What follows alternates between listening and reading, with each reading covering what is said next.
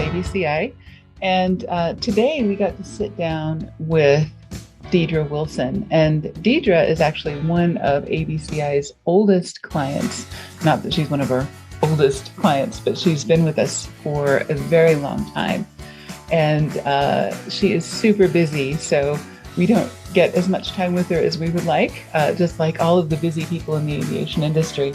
But she did take some time to sit down with us and talk with us about the two businesses that she has started in Kissimmee, Florida. So she's a successful entrepreneur who helped found AeroStar Training Services, LLC in Kissimmee, Florida in 2009, and Spectrum Aero Maintenance Services in 2014. As the owner and chief executive officer of both companies, she exhibits her love for the aviation industry and is grateful to have two thriving businesses. As the only female-owned and operated aviation school in the area, Mrs. Wilson established AeroStar with a small office and just 3 to 6 students per month. She currently has 90 plus students per month, as well as 20 employees and several subcontractors. And of course, this was in 2019, so things have expanded even since then. Offering world-class airline pilot certification and endorsement programs, AeroStar provides computer-based and classroom training, as well as 2 FAA certified Level D state-of-the-art multimillion-dollar flight simulators, a fleet of airplanes, other advanced educational tools to support student flight training. AeroStar offers aircraft and simulator maintenance, airline charter management services, and is notably an FAA certified 141 and 142 training school. Now it's a fairly rare combination. Meanwhile, the Spectrum Aero Maintenance Services, which is also located at the Kissimmee Gateway Airport, delivers expert aircraft maintenance services to clients for various types of aircraft and jets, including routine and non-routine inspections, major repairs, alterations, and modifications. She received the Edward Lowe Award from Grove, Florida in 2019, and was featured in the Orlando magazine as one of the faces of Orlando. So our clients don't tend to brag about themselves a whole lot. We get to do that for them. And so I'm really, really pleased to introduce you to Deidra Wilson. If you didn't know her before, you should know her now. Let's jump into the conversation.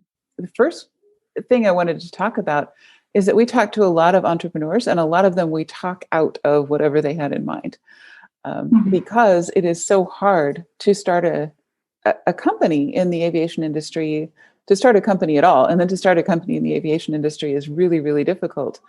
And there are so many entrepreneurs, and not all of them succeed. So you've done it twice, AeroStar and Spectrum Aero. So right. That's something else.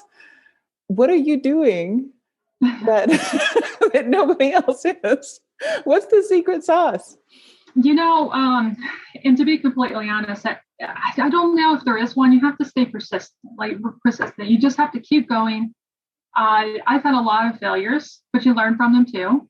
Mm-hmm. I've learned along the path, don't be afraid to ask people for help. Sometimes I found myself, no, I'm going to do it myself. And it doesn't really work in that aspect. You have all these talented people around you, and whether they work with you and even some of our local competitors, I would call them friendly, like, hey, what are you doing? And they would give me advice on things. Try new things, new ideas, take some risks. Those are all things that I tried a little bit different outside of my comfort zone. But I want to say most importantly, I think by staying honest to not just our customers, but to our employees, our teammates, it showed a tremendous amount of difference. People trust us to come back to training, trust us to work on their airplanes, take their families up in. So I think that's the most important factor about, how to be successful. Being honest, but also just staying on track, accomplishing goals. Every second you get kicked down or you fail, you get back up and you just do it a different way. Right. Yeah. One of the things that I've seen about you guys is that you play a long game. You are looking for long-term relationships with, I'm sure, aircraft owners, but also with students where they come back 2 years later and, 10 years later and, for the next thing that they need. And Yeah, and it's interesting because what I found, we've been doing this for a while now, is it's very rewarding. When we travel to go to air shows or traveling just to meet other airlines, we're now looking left to see who's in the cockpit, because more times than I can even count, there's been some people that we've trained at AeroStar. So it's very rewarding to be able to have that type of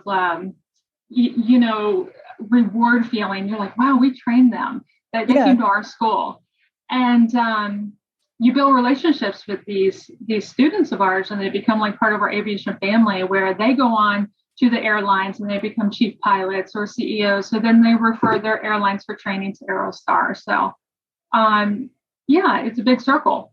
it is. It is a big circle. I think the whole industry is that way. There's so 2% of the world's population are pilots, and some percentage of them trained at AeroStar, and Yes. So that's really cool. It's very rewarding. Right. So we have been through some ups and downs, COVID and some economic downturns and things like that. How do you continue to grow? And I know you've made some adjustments that were probably difficult to decide. How are we going to get through COVID? How are we going to get through an economic downturn or a roadblock or a speed bump? Exactly. Yeah. COVID, I think, took us all by surprise. Something that we thought was just going to be a couple months turned into many years. So we learned to adapt. We didn't let the time get away from us. We used it very wisely. But we were very careful and resourceful with every dollar that we were investing, and planning strategically with things like digital marketing, things that didn't cost much money, that were free, that were also getting to all of our students and potential clientele around the world. So we were creative in a sense of redesigning our footprints, for instance, where they could do ground school while they're at home, and then they could just come back to the flight portion. We were contacting our local schools here that we have relationships, and saying, if you have any students that are not able to get home and they still want to pursue training, they can come over and do their type ratings. But I think, we were able to grow the clientele by providing the best quality training to so many customers. And then we had word of mouth as well. So a lot of our customers would come to us to do one particular training, and then they would bring their friends. So it turned into a big referral program during COVID with us, because we were one of the very few schools that were not only still open, but still able to finish people on a timeline that was very sensitive to them, because they couldn't, they had to get back home. Or if they're just doing ground school, we would host virtual classes where we would ask questions and answers to the instructors. We were being very creative on how to keep customers engaged, but also stay in business at the same time. Right. And I guess the digital version of that, you have a ton of Google reviews from customers who are writing entire paragraphs. I've not seen anything like that, where people will actually go on and on and on about this instructor they liked, or something that happened that they think was cool while they were training, and how much you guys went out of your way to make that work for them. I think that's really cool. I think that's one thing you'll notice different about AeroStar than a lot of our major monster competitors, is that we are like family here. So when the students are first in their first day of class, it's a matter of everyone's introducing themselves. We have in-house examining authority. So whenever their students are in training, they're meeting their examiners, they're getting comfortable. So everybody here that comes here and leaves is pretty much like our aviation family while they're here and after training. So yeah, we get a lot of compliments in that aspect. That's fantastic. And, that is unusual. I think most people or most companies, when you look at their reviews, they get, maybe 3 words or, one line or something like that. But that really shows that they remember something specific, and it's really cool. Oh, we love it too. Yeah. Hey, Mark, good to see you. Glad you made it. How you doing? I've got some questions for Deidra, and then you may have some questions for Deidra as well. And John's on the line also. So we'll edit this as usual for our podcast. But can you see me? I cannot see you. You can't? Okay. We'll carry on, and we'll see you eventually, I'm sure. We love Zoom, don't we? It's a fabulous thing. So, Deidra, you, and one of the things that we were talking about before we went live on this was that your team has grown from 3 or 4 people, sitting around a coffee table to how many people do you even have now? I don't even know. Oh, goodness. We have almost, I want to say about 32 people that work with us. That includes some examiners, aircraft mechanics, and we're looking to grow that, pretty fast, about 10 to 15 more people in the next year and a half here. So it's growing fast, and I'm super excited about it. Yeah, it's grown an amazing amount. So how do you keep the quality? That's one thing that a lot of entrepreneurs really struggle with is once they start bringing in other people, things start to go, it's really hard to let go of the control and to trust your people enough to keep the quality for you. I know that was one of the biggest things that I had to learn to do is because you can't grow unless you have other people help you grow. Mm-hmm. I did learn that along the way because it seemed like it was easier to do it myself and just do it faster. But in the end game, it's not really. You have to have a team to work alongside you. We always try to find people that have the great attitude. They love what they do. And also along supporting the same values as the company does. When we find individuals like that, they have the ownership thinking. They're excited about the same goals, about growing. So you see it reflected in their training and in their work as well. Yeah. And as a company, we provide this strong vision on goals and expectations. So it allows everyone to see what the structure is and accountability as well. That way, when we're working through different roadblocks or brainstorming on how to grow the company in different aspects, it's all kind of really great ideas because everybody has a different view, a different perspective. Right. I know Southwest Airlines is pretty famous for their interview process. They make people, go in another room and choose a Hawaiian shirt and then come back and interview in that Hawaiian shirt. And okay. Yeah. Or at least that was a story I heard, and they may not be doing that currently, but that was one hiring manager that I heard of. Interesting. Making it super creative and also kind of taking it down a notch from the suits, and from the typical interview process. Is there anything that you do in particular? Because you've got some really amazing people.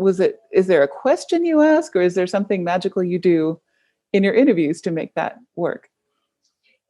It's, to be completely honest, to me, I feel like you can always teach somebody the technical side.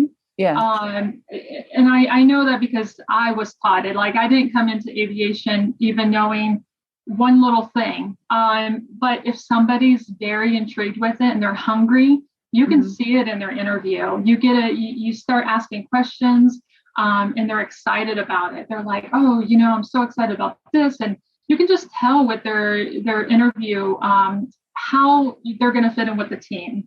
Yeah. And I might ask little questions here and there, just to kind of get feelers. But the time that they come and meet with me in person, I've pretty much have already vetted them that they're smart enough to learn the technical side. They have the great attitude. And then the time that they're meeting with me, I'm introducing them to the team. I'm seeing how they interact with the other team members. I'm showing them around, showing them our goals, showing them what we're going to build as the building and the campus. And I want to kind of observe them to see how they react to what I'm showing them. And typically when somebody's going to fit in, they're really excited about it. They're asking questions. They're already engaging, oh, what can I do to help with that? What can I help with to, my skills can help grow this. And have you thought about doing that? So I love seeing that in an interview because that time they come to me, I pretty much already hired them. I just want to see what their personality in person is. Yeah. So you watch for the lights to come on, in a sense. Right. And it also allows them to get a feel for us too.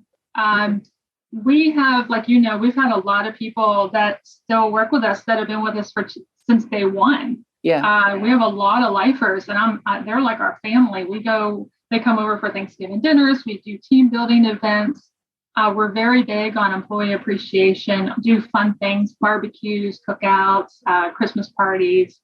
Go out for some wine if we want to. So we're really big on just that family feel in the workplace. Right.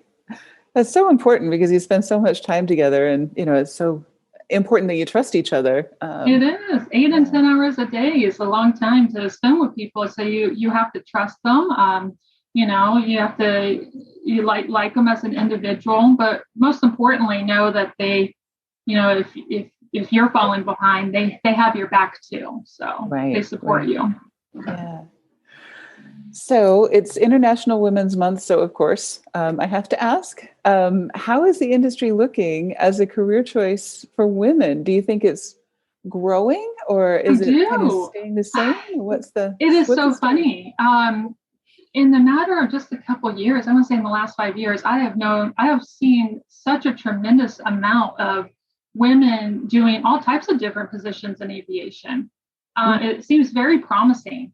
We have a lot of females that are training here now. We have a lot of student females working on their privates, but we also have a great team of females that work here too. We have one that works in our maintenance department. She's our parts manager. Sherry, she oversees our 141. Michelle and Ayana, they do enrollment. So just in that aspect, it's growing. But there's all kinds of different roles that I've seen women pretty much have interest in and going for. The pilot, leadership roles, aircraft mechanic positions. There's such a large amount of opportunities out there. And I think we're just starting to finally be like, you know what, I'm going to do this. And the numbers seem great. I've seen just alone how much it's increased just in a matter of like 3 to 5 years for women in aviation. And I love it.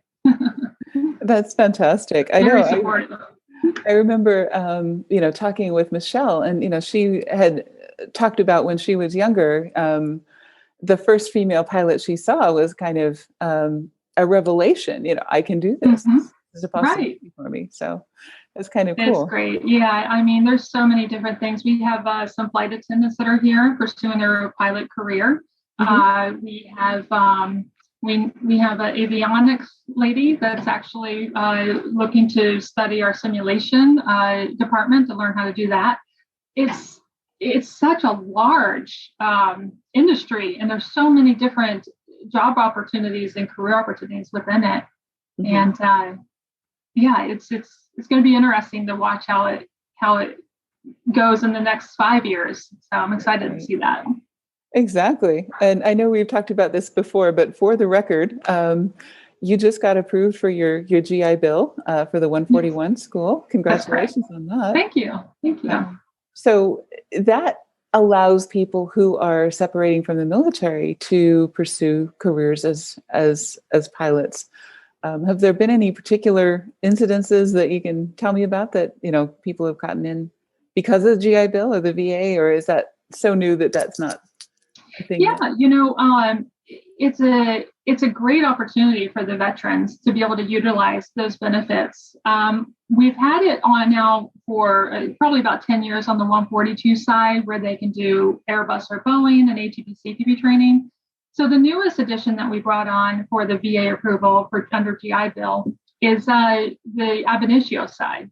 So anywhere from instrument up to the commercial, the veteran can use up to 100% of their benefits, depending on what they have available.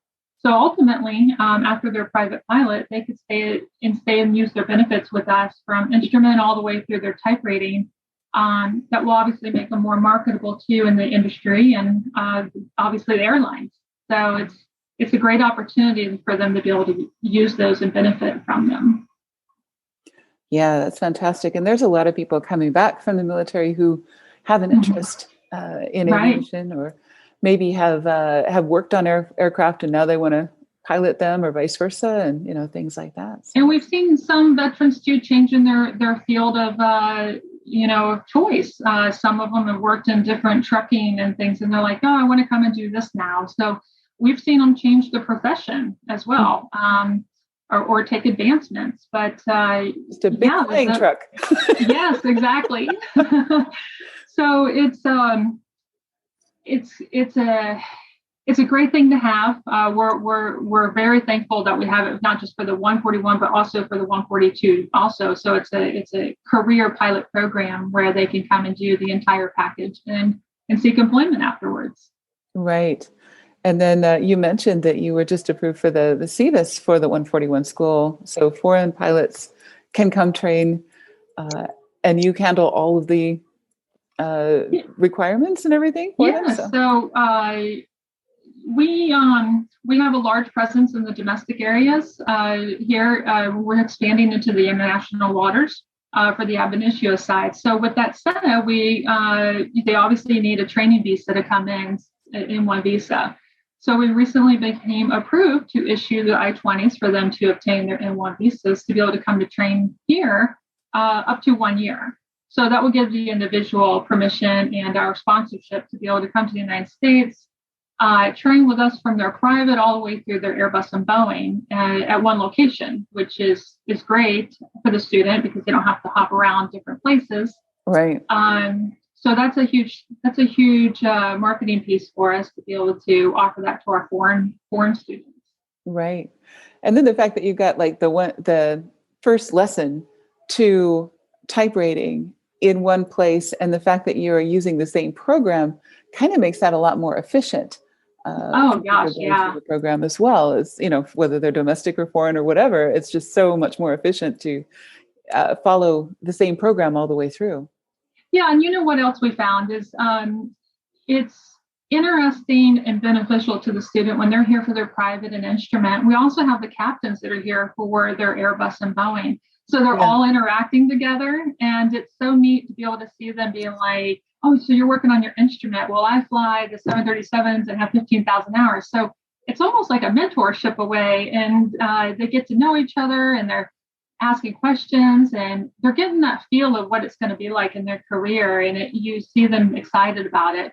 But it also opens the door too that they're not intimidated by it once they get to that level because they've already been introduced. They're observing the backseat of the simulators when they have time, when they're working on their private pilots.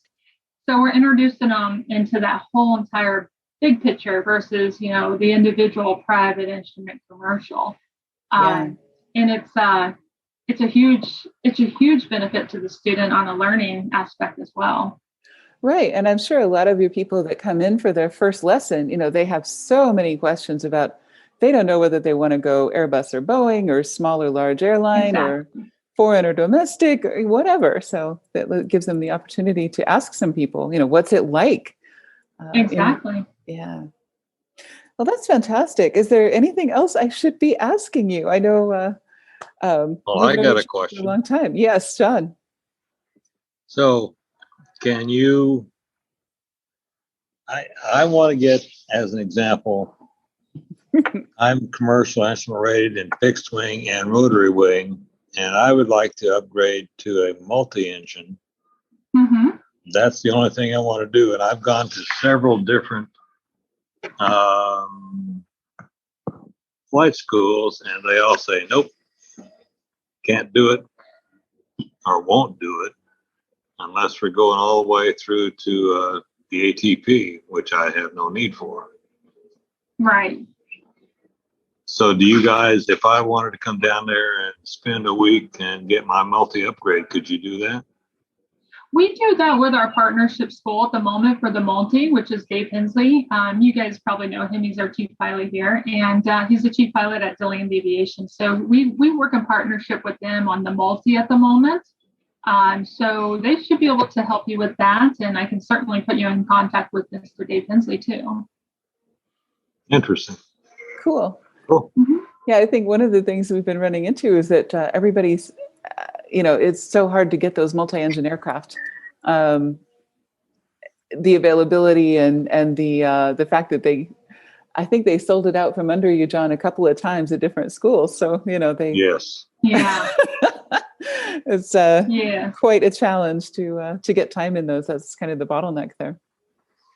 It is, and the fact that with our local schools here, it almost makes sense for something like that. We do share, we share the hours on it. So if they needed a certain amount of hours, we do. And the same for the simulators. We work with several of our other local schools that use our simulators too. So that was another thing that we've learned to kind of adapt to this COVID pandemic is that, how can we still operate, but also use our neighborly schools to help support each other? And well, you have a multi, let me refer you. I have the simulators, you refer me. So we've been all working together on how to make this work and everybody succeed. So smart. Yeah, I think I was mentioning, being here at the Hella Expo, there are no real competitors in this industry, because everybody has a slightly different twist on things. And so when somebody has a problem, like, they have a booth here for a helicopter company in Ukraine, and everybody is leaving notes for the folks there that, because they all want to help each other and, we all want to succeed. And the industry getting better improves everybody, I think, in the whole industry. So helping them. Yeah. And I know you've got some neighbor companies at your airport there, and the airport thinks very highly of you because they keep giving you awards and things, which is nice. They do, yes. They have been very kind to us. They're very supportive. They help us grow as a school, but also a business too. Lots of marketing that they do for us. They sponsor us to go around to different trade shows. But most importantly, we produce employment back into the community. Yeah. And also with that said, we have anywhere from 60 to 100 students that come to us per month. So that also helps with the local area when hospitality, the restaurants. It's a small little town. So when we're having that much people come in, they're creating all kinds of different income for the community, whether it's directly or indirectly. Right. Yeah. Hotels, restaurants, everything. You need it. So. Every little thing. Yes. Fuel, rental cars. So it's helping our little town grow, I'd like to think. So the city's been great with us too. Fantastic. Mark, did you have any questions? I know we kind of skipped over you for a minute there. Well, I got in late, so I'm just listening. I'll have some out as we go. Okay, fantastic. Right. I think I have a dumb question. Where are you located? I missed that. That's okay. We're Kissimmee, Florida. So we're right south side of Orlando, right by Disney World. I always say Disney World because everyone knows where that's at. So right. Oh, good. Yep. You can see it's from space. Yes. I'm an East Coaster, so yeah, I'm down in Florida whenever I get a chance. Come by and see us. We'll take you up on the flights, take you in the simulator, show you around. It's always fun. I had last air show I was at, I was talking to them about getting my sport pilot's license. I see. Okay. Yeah. And maybe my drone pilot. Oh. That seems to be becoming a popular thing now. I've seen a lot of that lately. Yeah. I'm looking into it anyway. Interesting. Well, come by and visit us next time you're down in our neck of the woods here in Kissimmee. Yeah, I may end up at the Villages. Oh goodness! Oh, well, I know where that's at. I'm joking. Right. Well, I'll let you continue on. Cool. Nice to meet you. Yeah. Well, I guess that's pretty much all I had in terms of regularly scheduled program. But I'm really happy that we got a chance to sit down because we're usually so busy that we cross paths with emails and things like that. And Mark, I have to tell you, Diedra is probably where we want you to be in 10 years. She's got thousands of pages and a whole ton of optimized keywords and things like that. Mark, we're just getting started with, and so brand new websites out of the box and trying to get where you are. Well, Paula is your best person to work with. I appreciate your time, Paula. That was very fun. I'm excited that we got to do that. It's always great working with you. I'm sure Mark's going to have a lot of success stories to say here soon, especially working with you. But other than that, I think we're doing a great job. We're approaching all the different challenges, head on, and you've been a tremendous help in that aspect too. Well, you guys have been a fantastic client. And, like I said, it's just so nice to have such a long-term relationship where you get to know people really well. And, we come visit and we know some of your instructors, and it's just so much fun. It is. Well, I appreciate everything. And thanks again for today and the interview. Let me know if there's anything else that you'll need from my end. But other than that. Sounds great. Yeah, thank you so much. I appreciate you being available for this. Well, nice seeing you. Nice to meet you, Mark. And bye, John. We'll see you soon. Yep, you will. All right. See you. Talk to you soon. Bye. Bye-bye.